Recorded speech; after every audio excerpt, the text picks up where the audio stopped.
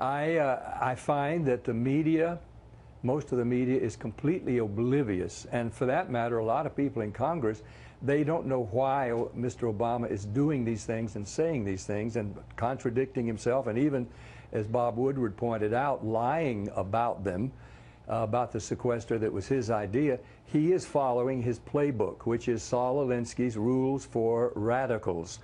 This is the guy that trained him to be a community organizer, a Marxist, a socialist, a progressive, who wrote the rules for doing what Mr. Obama is doing now as president. Here you and I can have a slightly different point of view. I will assign many motives to him. Not being the sharpest economic tool in the shed is probably the worst, I could say, and you're free to have your own opinions on some of that other stuff. But I will say this. Yeah. Do you think that he has really tipped his hand, that whether his goal is not a balanced budget, whether, as he said off the cuff to John Boehner, we don't have a spending problem, whether we're hearing the likes out of Nancy Pelosi, don't even touch adjusting the age of Medicare, or Harry Reid saying we're not going to put entitlements on the table right now, that there is a pattern of behavior and remarks that seems to clearly put a limit on how much they're going to tolerate in spending cuts, which means no spending cuts?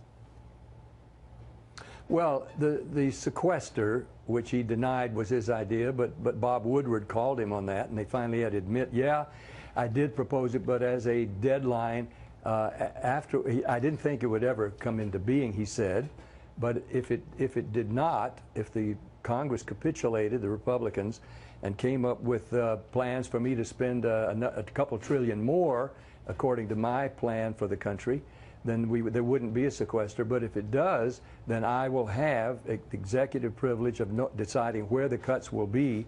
And of course, he's cutting where they hurt the most by design. But you know, the media let him do that. The media didn't look into this. And a lot of your buddies, I know you stand out like a sore thumb in your entertainment industry, didn't call him on it. And even though a lot of them knew it, I talked to many who approached you off the record. You know, Neil, you're right. I mean, he is pulling a couple of fast ones here. I said, why don't you go on the air and say that? I said, well, I really can't. Why is that?